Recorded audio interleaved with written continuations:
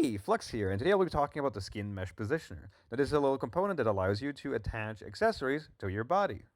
Such as, for example, this little metal bead that I'll be attaching to my face. Now, this is what the actual component looks like, which you can find in Components, Transform, Drivers, Skin Mesh Positioner.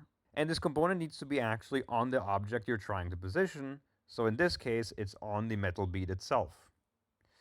Now, this component then requires a reference to the mesh you're trying to position it at. So in my case, this would be the body skin mesh renderer of my avatar. Once I have that filled out, all I would have to click is compute parameters once I have the little bead positioned properly. So let's do it. I have the little bead right here. I just position it in space like this. And then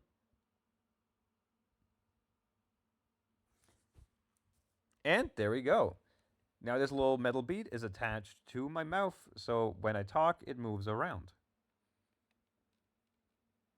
It'll also move with my face tracking, as you can see. Now, of course, you can use these for more than just piercings. You can pretty much position anything based off of your mesh with this.